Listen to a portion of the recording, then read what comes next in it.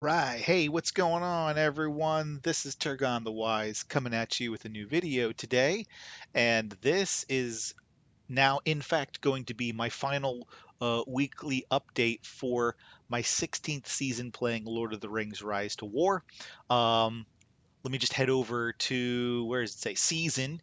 The season got prolonged a little bit here.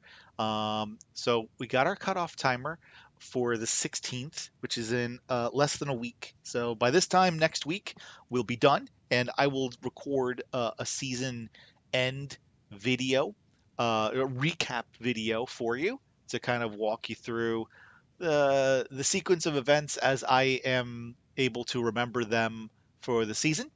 So keep an eye out for that. I like to do that before we get shuttled off to Bag End so that then I still have access to the map and whatnot. But for today, we're going to walk through a couple of different things. I hope you're in for a thrilling episode today. No, I'm just kidding. It's not really all that exciting, but I think we have some fun stuff we can talk about. So first, let's go to the map. We'll talk through the map. That's always a good way to start.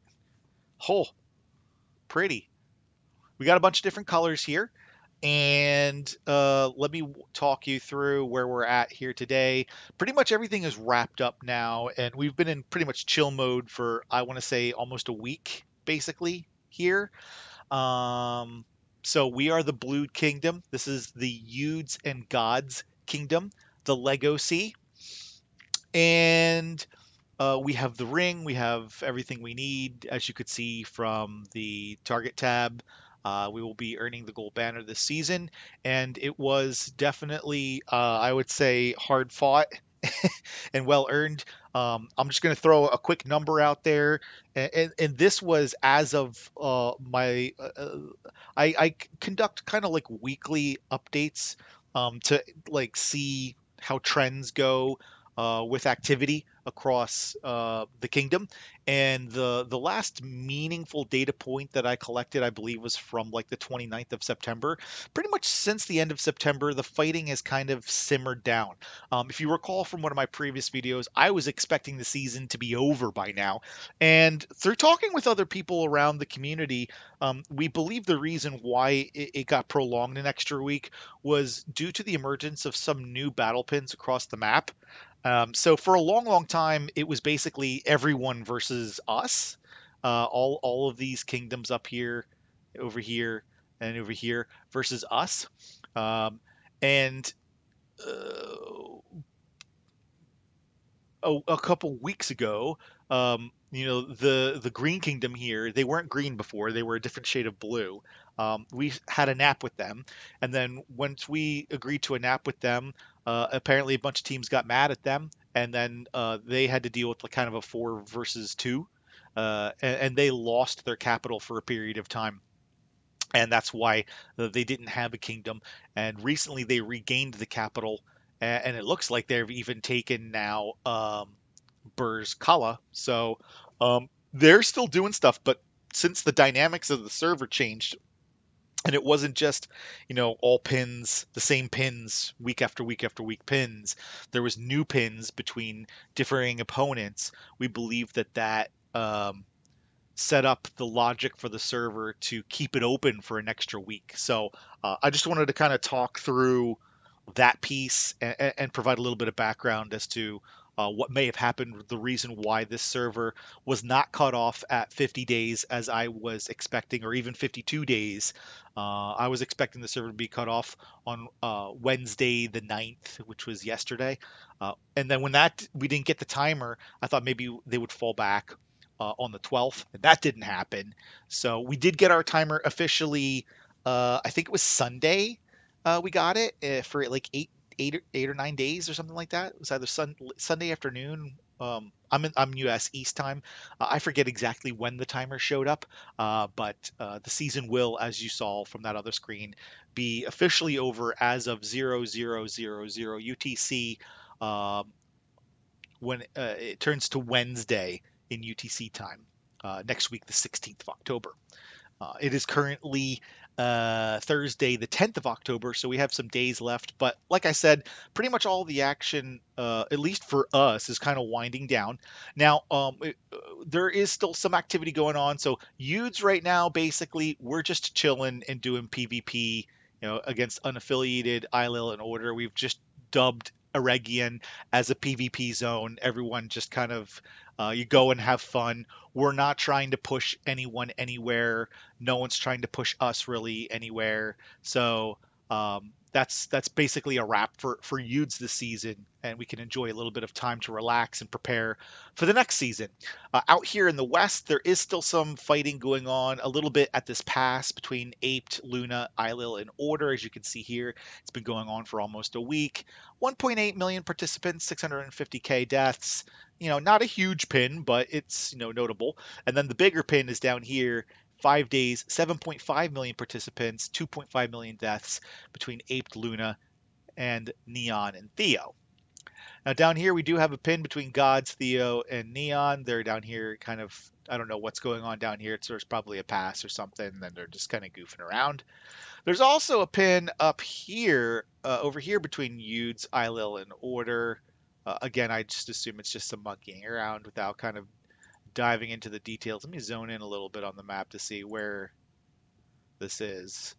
Yeah, it's by like a tunnel or something into Durin's Vale, so it's probably nothing super significant or anything that needs to be, nothing concerning by any stretch of the imagination. So these pins are all kind of artificial pins because it's just, a fun little PvP zone. We had initially taken Rivendell, and we negotiated and had a conversation with ILL and Order and said, you guys really did a great job this season putting together the 10 team coalition. That gave us quite a lot of PvP for many, many weeks. So, we felt they were deserving, certainly deserving of the second place rewards. So we gave them the Rivendell back. So that's that. And then up here, we basically, you said gods do whatever you want out in the east. And so they're fighting up here a little bit in Karak against LCDR and RUSC. 1.6 million deaths, 5 million participants, 6-day pin. These are little teeny pins here. Ooh, an hour. Woo. And then there's some pins over here as well. Let's check out. There's a whole smorgasbord: RUSC, HISP, Gods, LCDR, and Turd. This is a 9-hour pin, only 1.6 million participants, so it's like a blender zone there. It's just a little trickle of stuff going on. Then we have another big pin over here: 18 million participants, 12 days, 6.1 million deaths. HISP, Bull, Turd, Dome. So these two kingdoms are really going at it. Probably Bull Dome trying to take the capital away from HISP. Probably not too happy now that they've lost Burskala. You don't see any pins over in this region, so clearly they're focusing their efforts over here at the moment. So that's basically what's going on around the map. These other pins are Free, Turd, and HISP. Free is aligned themselves essentially with Bull and Dome, and a fight against HISP and Turd. Free used to be in the same kingdom as HISP, but when HISP um, made the nap with us, they split, and then part of the people that were playing with Free got booted, and then they went over to Turd, and then Turd joined the kingdom with HISP. So a little bit of history, a little bit of background. I'll go over all this in a little bit more in depth once we do the season recap. I should probably work on putting some notes together for that because, as you can tell just from this brief update, there's quite a lot of history here. And I mean, there's a lot of teams on this server. So the more teams and the more people you have involved, the more kind of convoluted things become. And there is a good number of teams. We see Yudes and Gods up here. We're number 2. Oh no, my ego is bruised. We're gonna have to do something about this. I'm just kidding. We're not gonna do anything. It don't matter.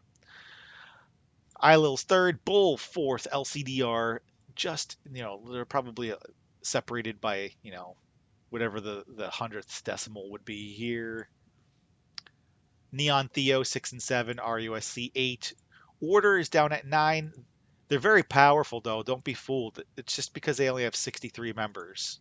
If they had 100 members, this number would be significantly higher, I'm sure. Dome coming in at 10th with a million. Excuse me. My apologies. HISP under a million at 11. Apes 900,000. Turds 600,000. Luna 500,000. Not a full team, only 48 members here in Luna, but I hear they're pretty potent. And Apes also 71, so 7148.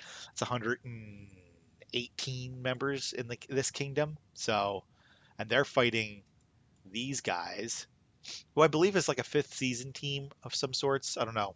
I haven't looked specifically. Let's go take a look at Mr. Snoopy here. He's the leader. 1, 2, 3, 4, 5, 6, 7, 8, 9, 10. Yeah, I count like 11, so maybe the majority of the team has less seasons played, but the leader definitely is a veteran. And then Theo had 85, 85 and 87, 80 and 80 is 160, 7 plus 5 is 12, 172 versus the 118. So pretty interesting matchup over there in the West. And then basically from Luna down, I mean, Free has a couple of solid players in there definitely, but they're also not. Now that the people split from Turd, it's a half a team at 52 members, and they don't have a kingdom, so they don't get the production buffs that you get from owning regions and whatnot. So, um, but I fought against them quite a bit on one of my other accounts this season, and they definitely have some really solid players there. Big Booty Clapper comes to mind, which is just a funny name. I just say the name and I giggle because I'm immature. Uh, and then you see there's a bunch of other little teams. There is a whole bunch of little teams on this server, just teeny tiny teams hanging out. It might just be a couple of people on it, but um, very many teams. So good stuff here. While I'm here, let's take a look at the user, um, the merit board. So we've got Captain Niton almost at 10 million. He's farming the heck out of those folks in the East. Uh, CLF is our top player from Eudes at 9.2 million, followed by Rocky, and then Neo from Gods, Robin. This is my account, my top account, Turcano, almost at 8 million. I aspire to hit 8 million, and then I'll just be chilling the rest of the season. SPC Moon, guy is an amazing player and colleague. Great, love working with him. Mythlove, honestly, I never saw this guy all season myself. I mean, um, so if I'll rifle through some reports and I haven't seen, but 7.2 million merit, really impressive, dude. Really impressive. Because I mean, when you think about it, these guys didn't face the same pool of players to acquire merit that we did, facing 10 other teams. They just faced us. So, and maybe a little bit aped Luna. He might have gotten like what, a million merit from them, but otherwise, mostly his merit is coming from fighting us, and that is hella impressive. Law, another great player, coming in ninth at 7.2 million. Crowlig at 7 million, another great player. Ochi Yadu guy. Rocky also was with us in the Yadu days. And then next we have the top order player is El Kamzor at 6.9 million merit.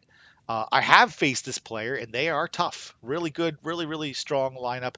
The L has a bunch of accounts, but this is their top account, and all of them are potent to some greater or lesser extent. Very active player. I have a lot of respect for Ilil and Order. In case anyone was wondering. Escanor coming in 12th at 6.9, another great Eudes player. This is Purikong. He's with Eudes, but currently, I guess he's fighting for unaffiliated at the moment, testing some stuff. G Unit, I believe this is Maddox, the leader of Order. Another great player, great guy. Come and join us. Actually, now that it comes to mind, I'll be on Fellow of the Rings podcast tomorrow, so make sure you tune in for that. I believe that'll start somewhere around 1900 UTC time, and I believe Maddox will be joining us. And coincidentally, Jax Catley will also be on the show, and he's number 15th in merit here on the board. We got Price at 16, Shogun, Formosa, Gods, Anor Capricorn, Last Stand, 6.1 million. So you can see here the top 25, I mean 23 accounts with 6 million merit or more.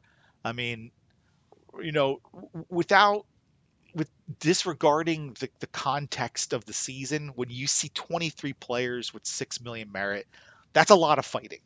Let's keep going down. I'm going to stop individually naming folks just so I want to see how many players we're at. 35 players with 5 million. 35 players with 5 million. God damn. And over 50 players with 4 million. You get down to 67 players with 4 million merit. 3 million merit. I don't know if we might hit the bottom of the list before we reach a number that's, yeah, 3.4 million rounds out the top 100. That's a lot of fighting. So I mean, regardless of how you feel about the outcome of this server, whether you're happy with it or whether you're sad with it, I hope just from like, uh, uh, a health of the game standpoint, you're happy seeing this much activity across the server. I think this is a great server for that reason because when you're on a boring server where no one is fighting and the server's over in like 25 days, 30 days, and you're just sitting around for like 2, 3, 4 weeks waiting for the server to end, you're not going to see numbers like this. You're not even going to see numbers approaching this. Your top 10 might be like 3, 4 million merit, whereas on this server, you've got 67 players with 4 million merit. So really, really, crazy server. Good stuff. I really, really, want to thank everyone from the bottom of my heart for all of their participation in this server. Whether it's from a leadership perspective, planning and working on the strategy, whether it's with gods and youths. We didn't come together right away. We looked at this server and tried to do some different things, and then we became aware of this massive 10-team coalition, whose, you know, sole purpose was to destroy the world of men. No, I'm just kidding. That's a Tolkien quote. Was to beat us, and then we were like, well, shit, we got to get together. So fortunately, the collaboration with our two teams is really, really tight. But also, I mean, keeping together a 10-team coalition for 7 weeks. No, I'm sorry, 5 weeks. It was around, I want to say, like day 35. I think the coalition. That was when the first nap with HISP happened, and the coalition started to fracture. I mean, that is a lot of work, and I just want to really give credit where credit is due to our opponents this season because this was not by any stretch of the imagination an easy server for us. I just want to walk through and take a look. Yeah, 7.9 million merit. I'm pretty full all around. Just basically sitting around now waiting for the season to end, and I'm fine with that. Let's go check out some reports. I got some reports here since I started the video. Look at this. Hold on here, Dr. Chicky Licky. I need to stop guarding with this guy. Stop. Hammer time. Sorry, that was not appropriate for one of my videos. Let's bring some new dudes up here. Let's set this guy to guard. And let's check out some reports here. Let's see what's happening. First, let's clear these annoying notifications. So it looks like he just love tapped me here to see what was going on. And then he went full throttle. Let's check out this report. So I would say right now, my Sauron army is not my top army. Um, It's very good. So I'm kind of like mixing and matching and trying different things. But let's see. I Gimli and Gandalf the Grey are not quote unquote meta commanders. However, the Beorn and the Sauron are. So this formation, this report is a very, very good report. Let's check out Dr. Jicky Licky to see like how decent his guys were. Yeah, I mean, this is the right gear, but it hasn't been upgraded. So this result kind of, looking at this meets my expectation. Let's see what he's got going on. Yeah, he hasn't upgraded this gear, but it is the correct gear. I don't know, Jecky Licky, if you want to go speed necessarily on Gandalf the White. In terms of the set bonus, I would be more tempted to do something like an evasive action or a fortitude, so that he is a little beefier and difficult to take out of the equation. I understand why you would want to add all that speed to him, so that then you don't have to worry about like the White Council. You want your White Council to go off faster than your opponents, I guess, because you don't have to worry about Sauron stealing that stuff anymore. They took that out, so um, that's the reason why I don't think that the speed is as important as it used to be prior to the recent updates. And Sestaro here. This is a hot commander right now, honestly, and he's got a Z1 Sestaro. This is going to be really strong for you once you get all this gear maxed out, dude. Let's check out your Sauron here. Again, the speed Sauron, you don't need speed on Sauron anymore. You got the right equipment in terms of, like you want to go tank with him. But I would ditch the speed and go straight, fortitude or evasive action, so that he can be that pure tank for you, especially when you're using a taunting unit on him. For example, if you look at mine, I'm going full fortitude. Same thing. I'm going for command, 737 command. The helmet, you got the defense, the command. Um, the explorer's outfit is for the defense. A little bit of initiative. This is probably not the best piece of gear for him, but I like it. It's working. If I feel like I have something that I could plug in that's a little bit better, then I may do that. But for now, this is fine. And the same thing with the Miros reins. I think having a little bit of speed is a good thing, which is why I like the Explorer's outfit in the Miros reins. So I'm buffing his speed by 6 base stat from those two pieces of gear. But I'm not trying to buff his speed through set bonuses. And these give me initiative and a decent amount of unit defense. And I think 200 unit defense on Swan Knights is perfectly fine. So um, that's my Sauron. That's my Sauron talk.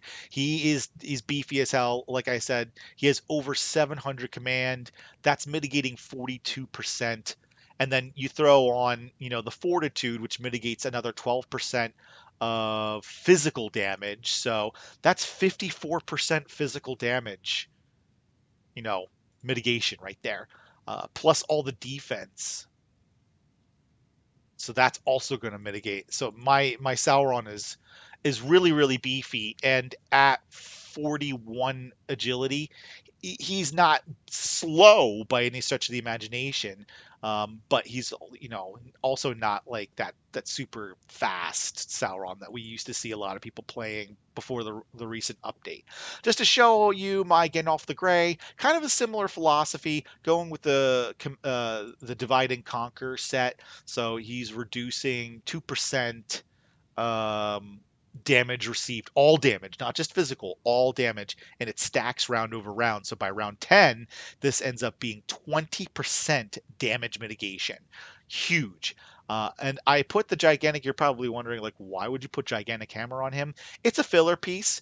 It gives him a little bit of defense. The attack doesn't really matter so much. It's the command that I really want from this piece for him. 554 command. He's mitigating 35% all incoming damage from this level of command. And then we're going with the Grey Wizard hat for the focus. No surprises there. The Elven Cloak for the focus and the unit defense shouldn't be a surprise there. And the Fiddle for the focus and again the defense. So um, his defense is not huge by any stretch of the imagination. Like something like, the Reckoning would be a better piece for him here, but he's not the tank. I just need him to be beefy enough to survive so that his White Council and stuff goes off and he can heal. That's basically it. And I think that this accomplishes that pretty well. Gimli, also running the Divide and Conquer set. He's got some good unit defense from the High Elf Hallberg.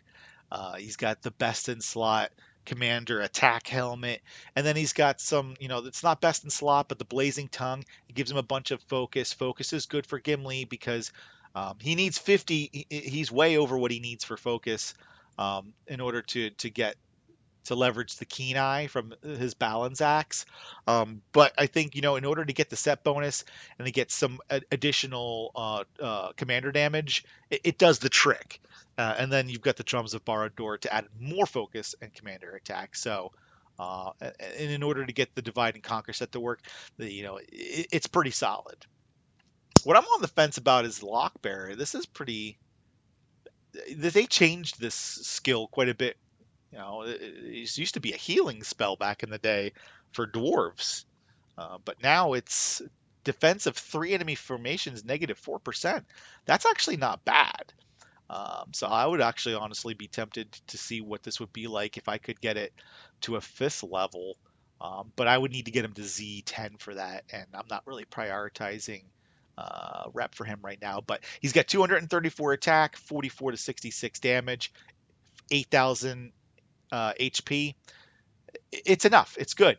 He's not like a meta damage dealer, but I like splitting him and Saruman up because if he encounters that new kind of Gil-galad meta with the evasion, then he's going to go through that evasion, and that makes him extremely valuable. And you can see here in this report, granted, my opponent's gear is not upgraded, so it's not a great report, from that standpoint. It's not really like a fair fight, but he's doing 118,000 damage, and that's not bad.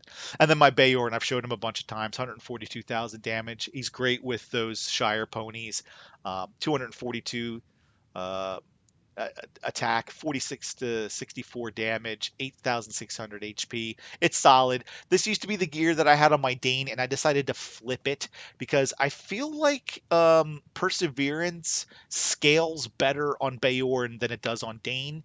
That's just a personal opinion of mine. We'll take a look at my Dane in a moment here when we look at my Gil-galad, which is what I consider my top formation now. But I think this gets the job done. 100 defense on the Shire Protectors makes them pretty beefy. And he's not running the best in slot weapon, but the Black Bow would definitely be, I think, second behind the Axe of Khazad-dûm. And then he does have the best in slot accessory, the Palantir of Orthanc, and the best in slot helmet, casque, and pride for damage dealing commanders. And then you get that mix of unit defense in there. That's really what you want. Um, so if you can make that kind of stuff happen, then with your gear, then it really unlocks. I feel like this group is quite potent, especially with this unit configuration. However, next season or in a season, during like this one earlier in the season when the fighting was more intense, I would never run cavalry like this because it's purely too expensive and time consuming to make. You really got to think through how you want to utilize your conscription methods, your resources, so that you can sustain yourself in combat as long as you can. Because if you can't fight because you have no troops, then that's opportunities for merit that you're missing out on. So that's just something I like to draw the community's attention so that you can kind of think forward how you manage your barracks and your conscription habits. Um, because it does have downstream impact depending on how many foes you have, how many opponents you have, and the quality of those opponents. Because when you're facing really, really good, strong teams like Eilil and Order, you can find yourself with your barracks drained very quickly. All right, so that's the Dr. Jecky Licky, and and this is probably almost the same thing here. I bet you, this is underleveled, but also he has not upgraded any of the gear. So it's really not even really diving into the super details of this report because when you're fighting with essentially naked heroes, what do you expect is going to happen? But I think this is the right bones, and once he gets these pieces upgraded, he's going to get some good potency and good utility out of these commanders, those two formations. Let's go check out a different one. So this is against Order Fetch Saint of the Leak, and it looks like this was a pretty good report for me. Let's check out his commanders to see, 138,000 damage, almost 100,000 damage for my Saruman. I really like Saruman with Gil-galad so that he can reap the benefits of the evasion. I do not have his relic. I think once he gets his relic, that really helps unlock his damage potential. So that can kind of change how you utilize the commander, and hopefully, when we're on Fellows show tomorrow, we can have a little bit of an opportunity to talk about Saruman's relic and how that could impact the usability of this commander. So, at any rate, let's check out his Gandalf the White here. He's got a tank with speed, so he's getting 12 speed for the formation, so that's really 55. Is it really helping you that much being that fast on your Gandalf the White? My opinion is no. Again, I don't think that speed really is a good set bonus for pretty much anyone. Maybe a two-piece speed bonus on a DD com so that they can go a little bit earlier in the battle. You can reap some benefit for, but like the previous meta of having super speedy Gandalf the White and Sauron, those days are done. You need to close the book on that chapter because this is probably like really you're really hitting diminished returns using this particular set bonus. You want him to be a little bit beefier, and I'll show you mine in a little bit. Actually, I'll show mine now so we can compare and contrast. Mine goes with the Divide and Conquer set, so he's getting beefier as the battle goes on, and same thing. You want to focus on him. 263 focus. The focus scales with his White Council. It does the same thing for Gandalf the Grey, so I apologize for failing to mention that as I went through Gandalf the Grey. So all of these pieces are going to give him focus to some greater or lesser extent. I think that the Obsidian Dagger is the best weapon for him because it gives him, for lack of a better term, a fuck ton of focus plus a little bit of initiative. And initiative, while I'm saying don't use the set bonus for speed, a little bit of initiative isn't bad. 46 initiative is fine. He's going to go early in the battle. You don't need to stack more agility and initiative on top of that. You get a little bit more initiative here from the Cowl of the Forest. You get unit defense. You get focus. I think this is all around the best helmet for him. And the command. Really, that is an important thing to look at also. I got 76 defense on my Cavalry Archers, but also 327 command. He's mitigating 24.6% damage across the formation because of the command. That's very helpful.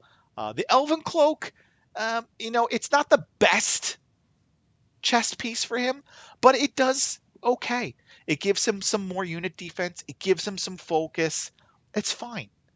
It's not the best, but it'll do. And it enables me to use this Divide and Conquer set, which makes him beefier as the battle is prolonged. And then the Fine Smoking Pipe, of course, also is great. You get a ton of focus from that as well. That is my Gandalf the White. That is his Gandalf the White. Let's check out his Beorn here. Beorn,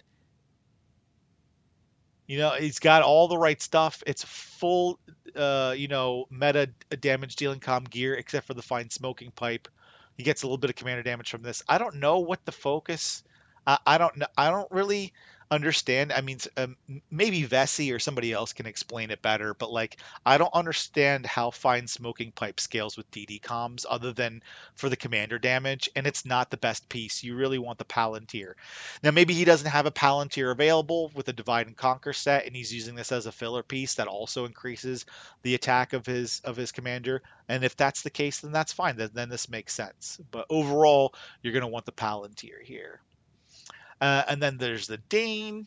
Again, no Palantir, so I'm assuming he's just is waiting for the right Palantir, or he has a Palantir with the wrong set bonus, or he doesn't have enough Palantir to refine it enough to get the full effects of the damage. Whereas here he's got this, refined a couple of times. So this is, again, I like Reach of the Ridden Mark. It's boosting the commander damage. It's got commander attack. It's got commander initiative. That's nice. It's not the best piece for him, but it gets the job done, especially when you're using that piece for a set bonus. And he's got the 2-piece fortitude set here, so not bad. 213 commander damage, commander attack, I should say, and then 38 to 53 commander damage. So this can definitely has some opportunity for improvement, and you compare that with Mydane, which is the best commander that I have, full best in slot gear. You've got a really strong,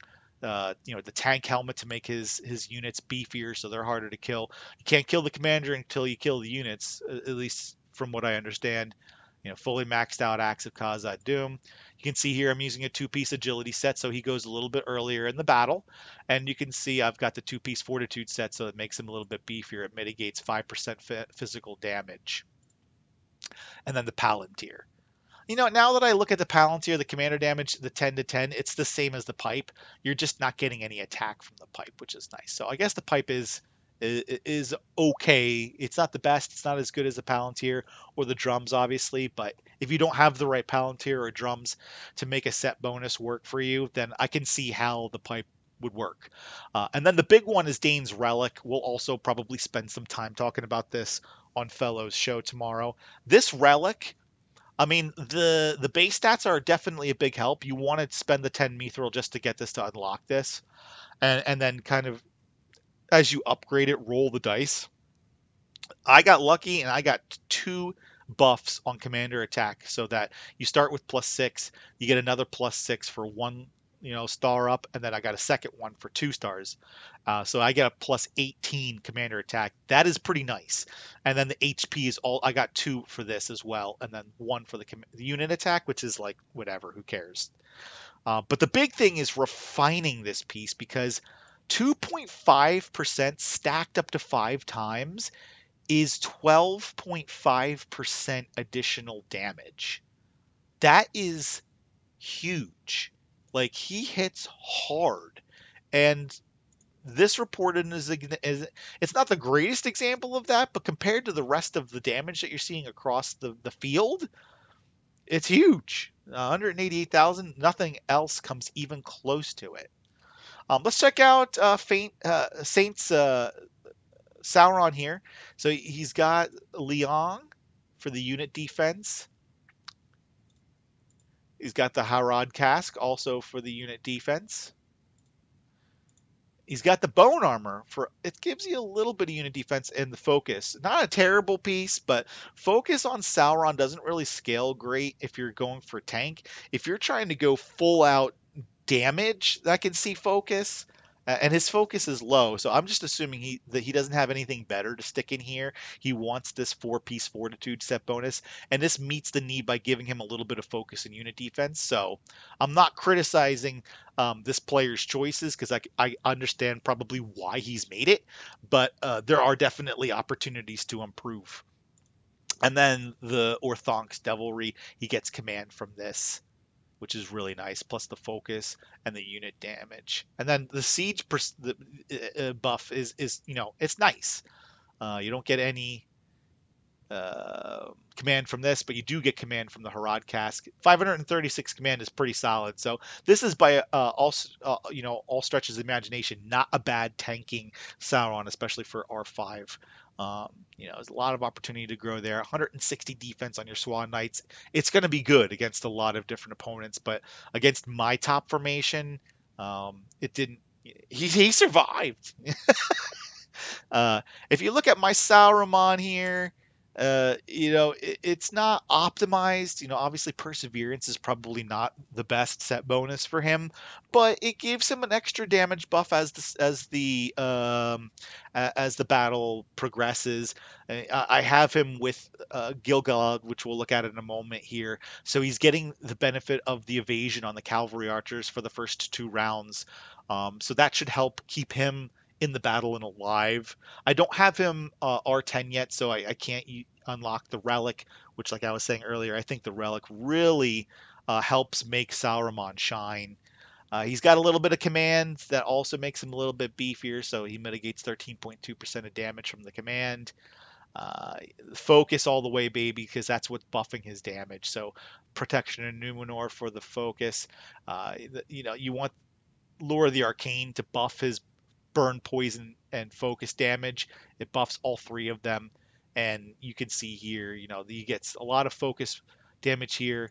And then you get the poison from this and burn. So of many colors, you're using all 3 types. And that is one of the things that helps really eat White Council, and that's why I like him on my top formation with Dane and Gil-galad, because going against other kind of like stereotypical meta formations, which is the Dane, Beorn, Sauron, Gandalf the White formation, it it doesn't do as good as if I was using the same formation against it, but it hangs in there. And now I have 2 very solid formations to attack with. So I like this configuration quite a bit. And then, the Signet of Barrows, more commander damage, more focus, a little initiative. It's solid. And then we already looked at Cowl earlier. So that's how, more focus, initiative, damage. The initiative is nice so that he doesn't, go too late in the battle. I also just personally like, mixing it up. So you can see 25 plus the 5 from the speed. So he's got speed of 30. And then Sauron also has 28. So they're not fast damage dealing commanders by any stretch of imagination, but they're not mega slow either. Now, Gil-galad is straight up full fledged tank. Very similar to my Sauron in this regard. I love evasive action on him. When you stack this with the evasion, so he's got the evasion, which is great for the other units, but it's not going. The evasion doesn't impact him personally because we're using the taunting Swan Knight unit on him. 214 defense. He's mitigating a lot of physical damage from the defense. 762 command. He's mitigating a lot of damage from command, 43.2%. Then, like I said, he's not benefiting from evasion, so the evasive action also helps mitigate 24% over the first 3 rounds. 24 plus 43 is 67.2% damage mitigation over the first 3 rounds. So for those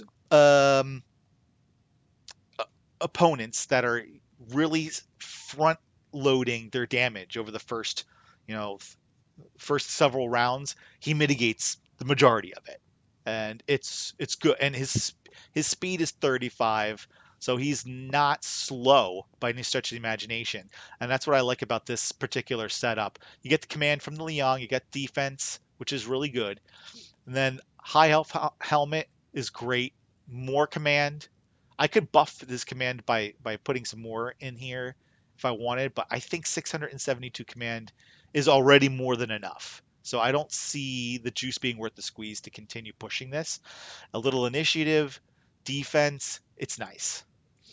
A lot of unit defense here, a lot of unit defense and command here. And then I also get a lot of command just out of luck from his relic. I got 1 upgrade of unit attack and 4 upgrades to his command.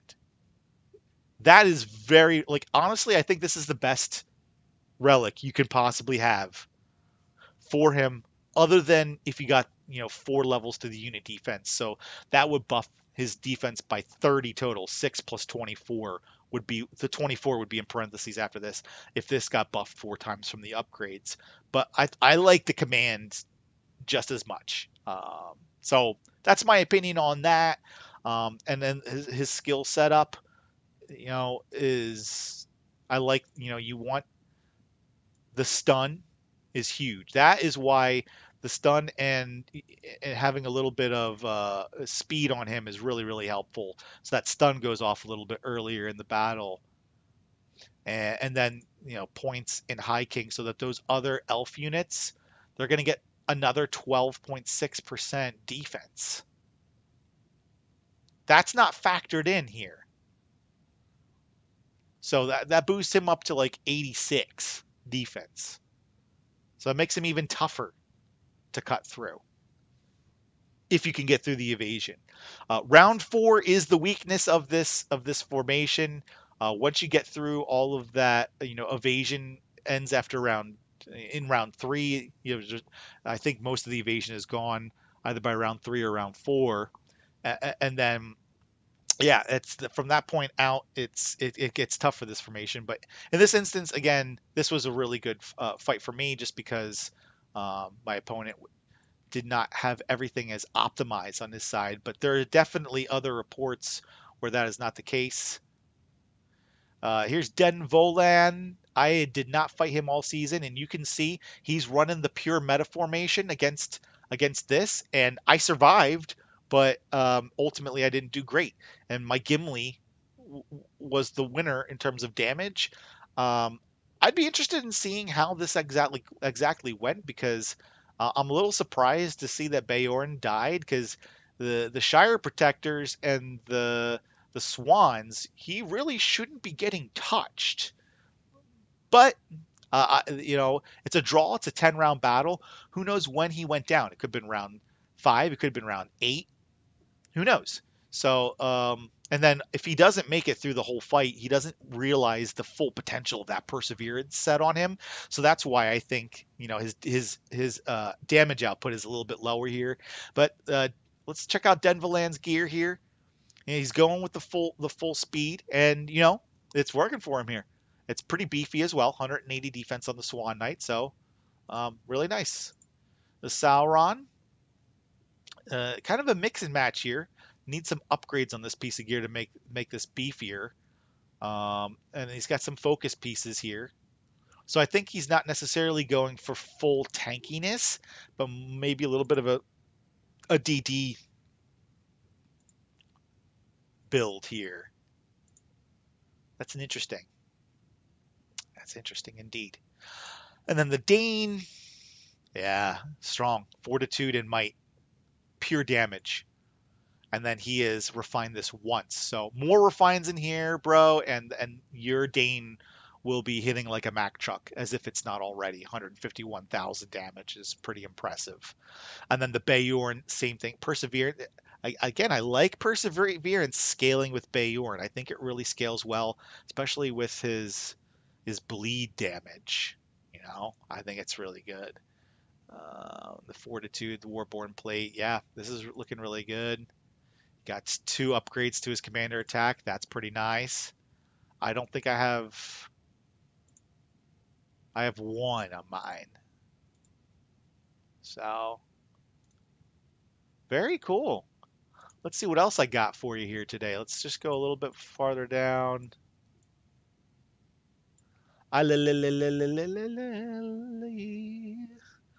So this is a little bit different. He's got Lurtz and Sauron in there with the Gandalf the White and the Sauron. Let's check out the Lurtz. It's pretty good. He's got the defense, but all the pieces are only upgraded 4 out of 5.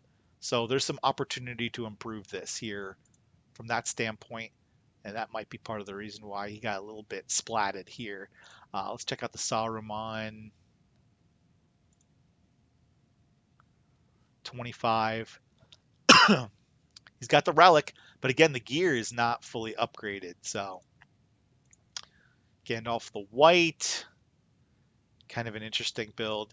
Purple pieces of gear just in the current meta are just not good. Even for the set bonus, just to get this set bonus, I don't know if the juice is really worth the squeeze here, bro. And again, your gold pieces are only upgraded three or 4 times. That's tough. So it's no wonder my formation, kind of dominated this particular battle because he's facing an opponent with much weaker gear. So it's not even really worth continuing to look at. Let's keep scrolling down, see if I can find any other decent ones here. Oh, this is cool. So I went toe to toe with Dr. Jicky Licky here. Let's check out Dr. Jicky Licky's gear. To be honest, Dr. Jicky Licky kicked my ass right here because his gear isn't even upgraded. Granted, I only started with 5,000, so I'm not full, and he's probably full, but under leveled. So this is an interesting kind of report here, but I'm not going to spend time. I'm not going to take your time dwelling on it after evaluating those things I just brought to your attention. Here's an interesting report. Again, I think just with the PvP, a lot of people are just experimenting with different builds and stuff. And this is an interesting one. Radagast for the healing, and he's a tanky healer. Fortitude. But he's under leveled, massively, massively under leveled. 39, and this guy's 35. Kirdan. Interesting choices, but he's using them for support. Dual blows, so he's trying to use leverage the ship right here, and a little bit of extra healing. Let's see how much healing happened here. Well, it'd be nice if this stupid number wasn't in the way. There's probably a way to remove that, but 16,000, 18,000, and 3,000. So that is 42, 45, I'm sorry, 44, 47, 48,000 healing total. That's a 4 by the 4. How ironic, the 4 is there. Way to go, BlueStacks, winning. Of course, I am, only running with half my team here. So I would say overall, this performed really well, even though he's going against an under-leveled opponent. He's only half full and he still survived. A lot of damage between these two guys here. So not bad. Not a great report though. You want to be looking at reports really where it's like this, where each guy is full. So we got Juhen. He's basically running the meta comp, except for he subbed out Bayorn with Gimli. I assume Gimli has... No, he does not have the relic, and the gear is not max upgraded. So here's Sauron, run all purple gear. Honestly, now that I'm looking at the report, it's kind of embarrassing I didn't win. The Dane is pretty solid though. 184,000 damage from Bayorn. Mm. Pretty close though. I mean, I only got taken down halfway, so he managed to, this. I guess it's a tanky Sauron. 450 command, 127 unit defense on a cataphract. He survived.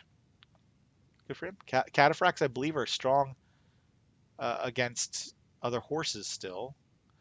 Damage received from enemy melee units, but I mean, enemy damage really isn't a big deal anymore.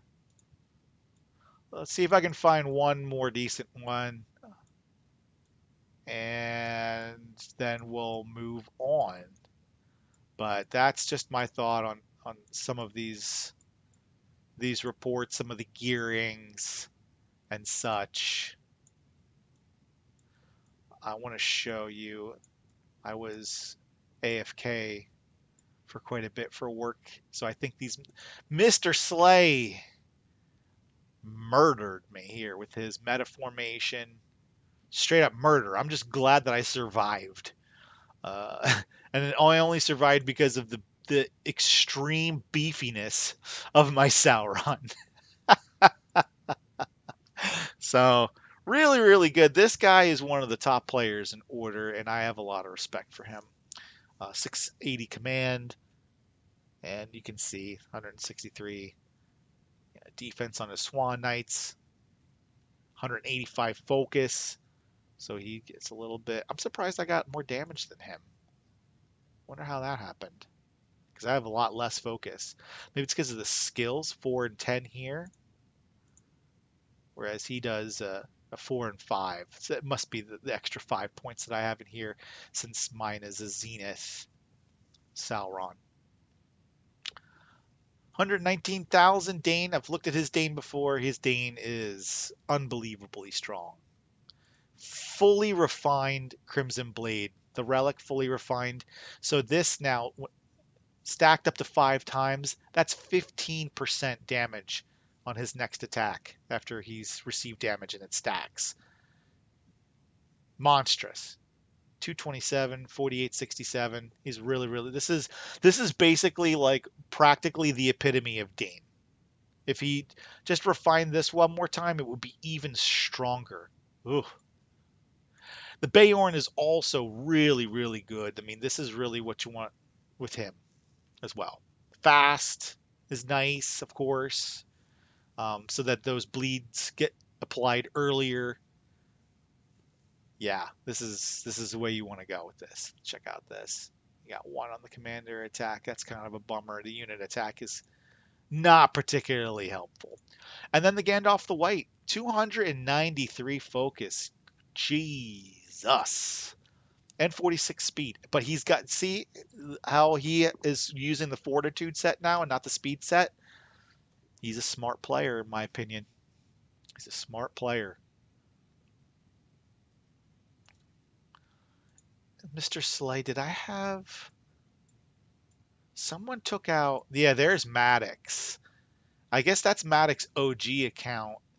And then he has G Unit as an alt. What a great alt to have. So I do pretty well against Maddox OG account.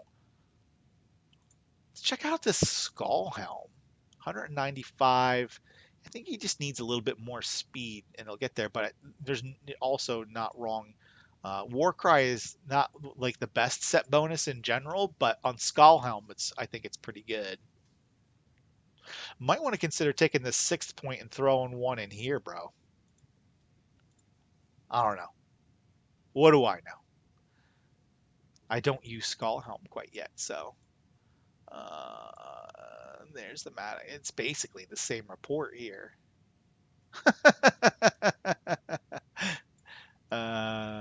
Good stuff. So, all right. I think I've walked through enough reports here. That's plenty of time going through that. We walked through the map. We talked about some stuff that happened around the map. I think that's a pretty. We looked at the leaderboards for the merit and for the fellowships. I think that's basically everything I wanted to cover for today. Um, yeah, like I said, tune in to Fellow of the Rings podcast. It'll be starting around this time tomorrow. I won't be posting this. Well, maybe I'll post it right away. I don't know. I'll have to think through that. But at any rate, 1900 UTC on Friday, the 11th of October. We'll be going through and rating most, if not all, of the relics in the game and talking through those as part of the podcast. So I hope to see you there. Here's one last look at the map with all the pretty colors. Looks like a giant bowl of Fruit Loops. We got purple, we got pink, we got green, we got neon green, we got red, we got brown, we got, what is this? It's blue. It's like a light blue, sky blue, robin's egg. I don't know what to call it, but good season, a lot of fun, and looking forward to the next one. So next time you hear from me, my friends, will be my season recap. Hope to join you then.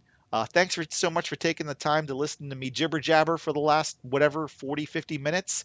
Leave me a like, leave me a comment, let me know if you have any feedback and whatnot, and I look forward to talking with you all soon. Take care, my friends. Stay well. Turgon the Wise signing off. Cheers.